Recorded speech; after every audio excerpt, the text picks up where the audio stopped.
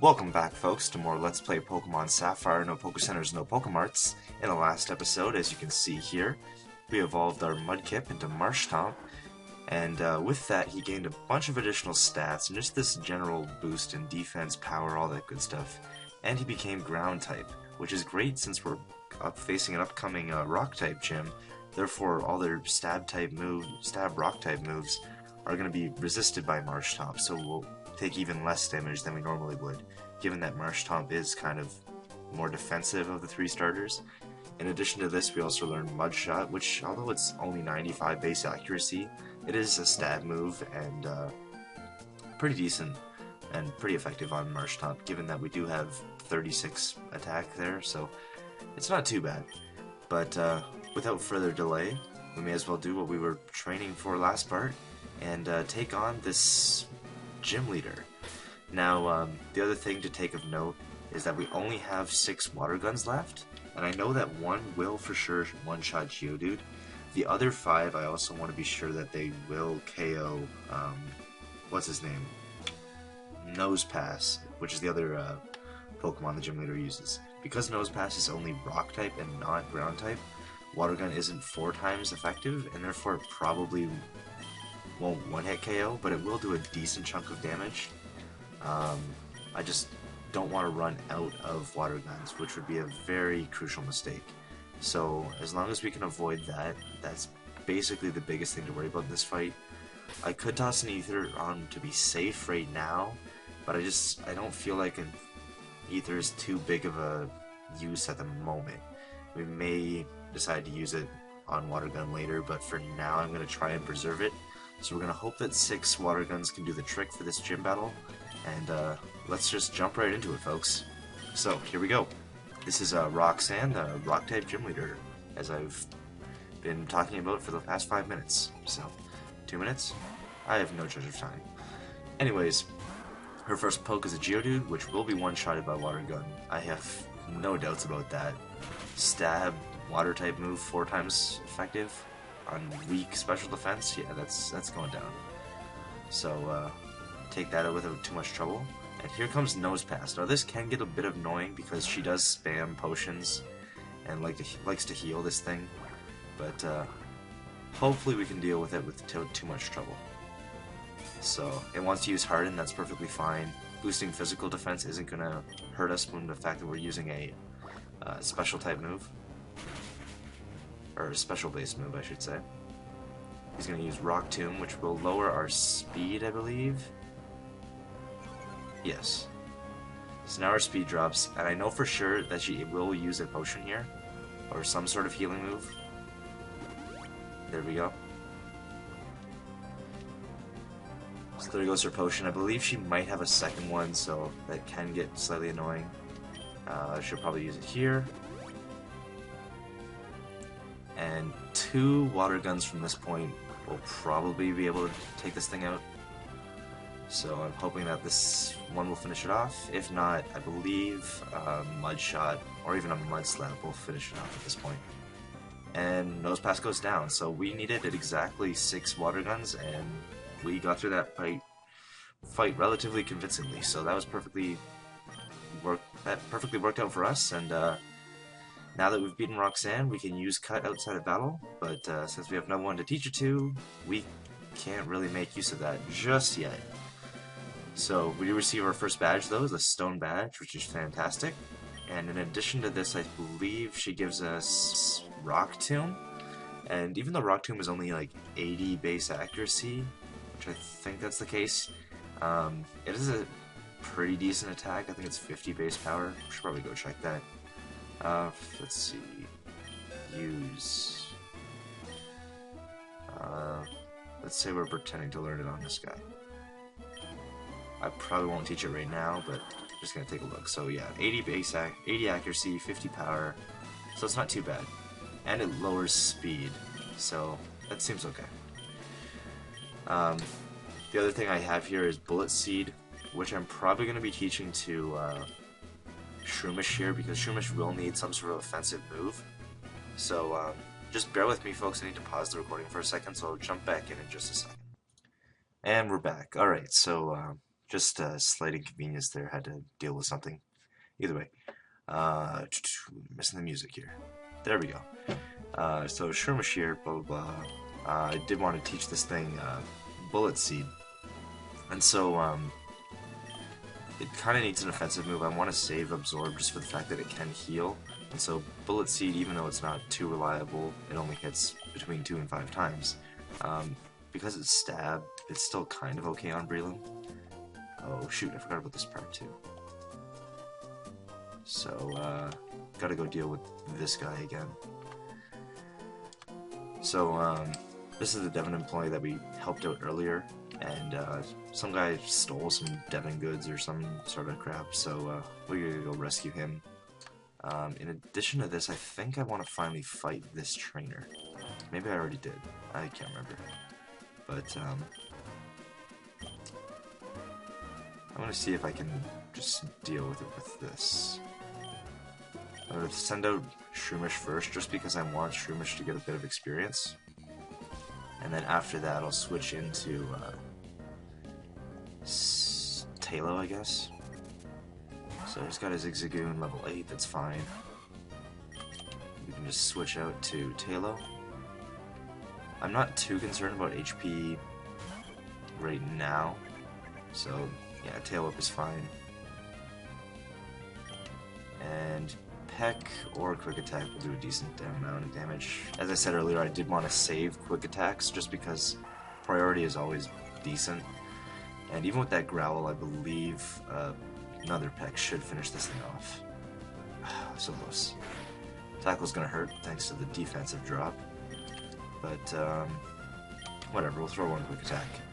I think Quick Attack is slightly more powerful, because Quick Attack is 40 base power, but I'm not too certain. I'd have to check that out. And Tailo gets to learn Wing Attack, that's awesome. So that's definitely going to help against the next poke. So, we're going to remove Focus Energy here, just because increasing our crit chance, although somewhat helpful, just doesn't pose as much of an importance, in my opinion, in the long run of things. Now, I'm hoping that Wing Attack will one-hit KO Machop. If not, we're definitely going to take a hit here, so hopefully we just one-hit KO it. And we don't, so that's going to hurt. That was close. If that crit, we probably would have been dead. Definitely would have been dead. So, we got lucky there. And definitely played a bit of a risk there. Probably should have been safe and switched out to Marshtomp, but not going to get through this run without being a little bit gutsy, so whatever. We do have some orange berries that we can toss on here, so I'm going to throw one. Yeah, one will get us to 26, and then our potion will get us up to 36. So yeah, we're almost at full HP again. In addition to this, I think Shroomish gained a decent chunk of experience. Yeah, he's almost level 7, that's okay. So, what do I want to do? I already fought this girl, and I already fought that hiker as well, so I can basically just run right to the cave where the Team Aqua Grunt, I guess, is.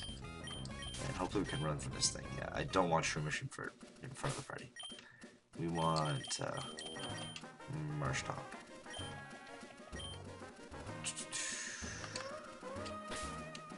Actually,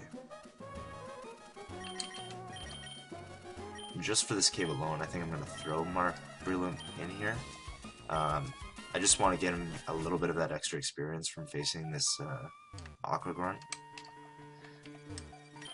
So, if we can send him out the first turn, have Poochyena use a Howl or something stupid, maybe could probably see if things go that way. So, send out Breloom, switch to Marshtomp. If I take a little bit of hit here, I'm not too concerned. We're level 17. So, yeah, Howl's fine. And even with the +1 attack, he's probably not going to do too much damage to Marshtomp. And let's go with a Mudshot. It's 95 base accuracy, so I'm not too concerned. It's a little bit... It's basically the same as Tackle. So there. One shot's the thing. Breloom gets an extra level, that's perfectly fine. Also in Stun Spore, which spreading around status can kind of be useful.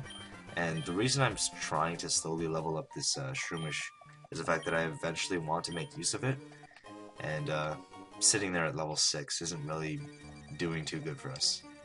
So we get the Devon goods, Mr. Briny, I think that's his name, yeah, he's reconnected with his Pico, or his Wingull Pico, and that's just a storyline that allows us to make use of a boat that has a harbor connected to Petalburg Woods back right before Route 10, or not Petalburg Woods, Route 104.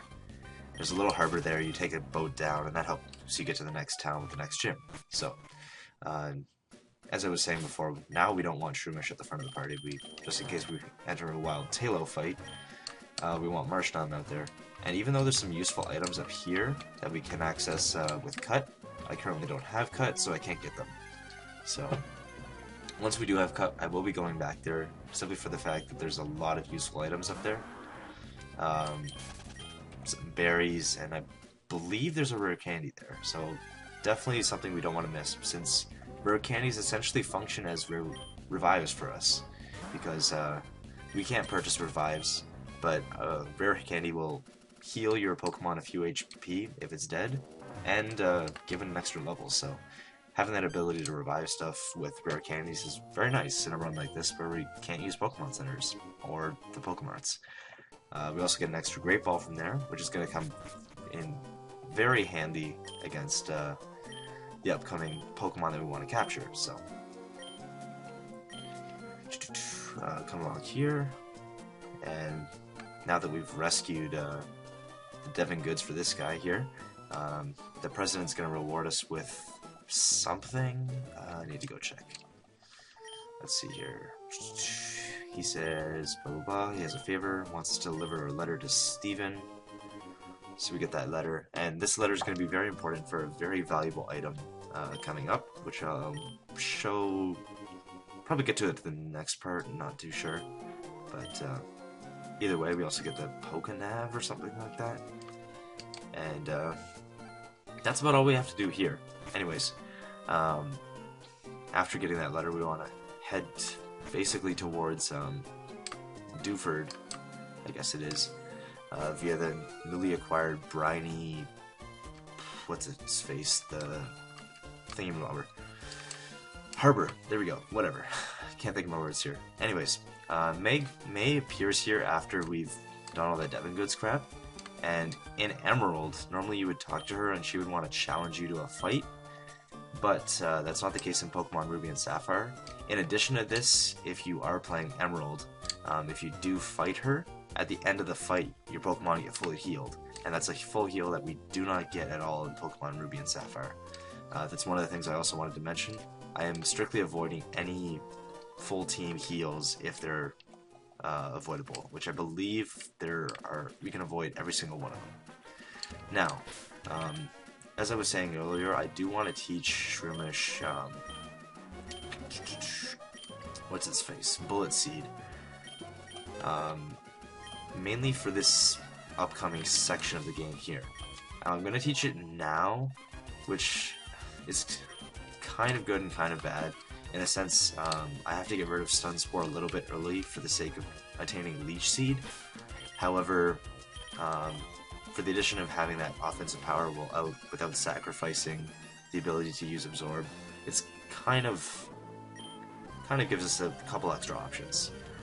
Either way, with Bullet Seed in hand, it gives us the ability to take on this guy here, who has a couple Magikarps. And even though we could just use Absorb and make them go away that way, Bullet Seed seems like a safer option, since it can do whatever it wants to. Bullet Seed also has 30 PP, so take note of that as well. So it's a pretty high PP move and pretty okay on Shroomish. So 2 hits, maybe 3? Yes. Okay, so 3 KO is perfectly fine. And after facing all 3 of these Magikarps, Shroomish should get to level 8. What am I saying? 13. So, anyways, we'll keep bullet seeding these things away. Hopefully get a couple 3 hits with bullet seed. 1, 2, give me 3. Lame. I think I'm gonna finish it off with tackle instead. The good thing about these Magikarps is they only use Splash anyways, so they aren't really a threat at all. And even though their experience return isn't that great either, it's decent enough where fighting them at this level is kind of worth it. And if he had more than 3 Magikarps at level 6, I'd probably avoid the fight. But the fact that it's just 3, it's only really going to require a couple of uses of PP. It kind of makes it worth it. So, Breloom gets to level, or Breloom gets to level 8 as well, so that's kind of nice. I believe Leech Seed comes at level 10 or 11, and once we get that, it's going to be pretty useful for spreading healing around, given that I think it has 10, no, it might be 10, it might be 20 uses in this gym. But we've already faced this girl, we accidentally faced this girl, which is kind of annoying. And this item behind this shrub, as I mentioned earlier, I think, is kind of useless, but we will come back and get it eventually. Just for the sake that we can.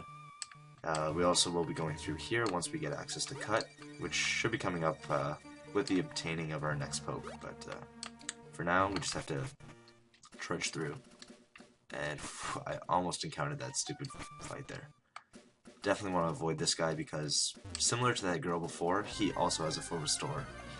And that's just a waste of a move. He also has, what is it? Another Zigzagoon, similar to that rich girl on the other side. So, what else did I want to do? I did mention that I want to come back here for a heart scale later. And there is a trainer here I had been avoiding earlier, but now that Tailo has Wing Attack and has gone up a couple levels, I am willing to face him.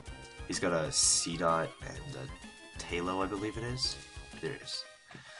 So we will fight him with our own Tailo. Hopefully get a couple extra bits of experience here and deal with his stuff without too much of an issue.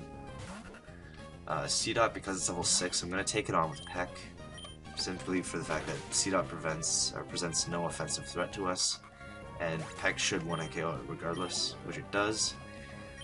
Next up is a Tailo of his own, and thanks to Tailo's kind of weaker defense, the fact that this one is level 8, I believe Wing Attack will 1-KO, if we're lucky, and it does, okay. So that means Tailo also gets to level 14, and he's quickly moving along, and I believe Tailo evolves at level 22, so we're getting pretty close there to making some progress. So, anyways, we don't talk to the boat right here to move down, we gotta go talk to Mr. Briny here. So now that we've rescued Pico, if we talk to him, we've got a letter, blah blah blah, needs a delivery, and yes. So if you talk to him, he gives us an option to travel to Dewford. So normally you can surf down this route later in the game, but this is the only way to get down this route at this point, since we do not have access to surf. And so, since we've accomplished a little bit of stuff here, we took on the gym and accomplished a bit of plot, whatever, I think we're going to end stuff off with just like picking up a couple items in this town. So I believe you talk to this guy and you get a silk scarf. So there we go. We get that. And there's this guy over here who gives you an old rod. Blah blah blah. Give me that old rod. Boom. And yeah, we get to fish. Okay. And I think that's all the stuff we have access to at the moment. I thought there was like a hidden item somewhere here. I don't know. Maybe behind this house. Either way, I think that's all we have access to in this part for now.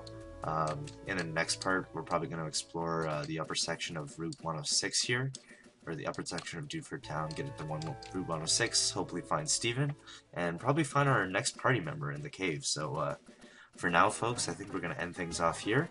It's been a great recording session, and hopefully, I'll see you guys next time for some more adventures with Pokemon Sapphire. No Pokecenters, no Pokemarts. So I'll see you guys later. Peace.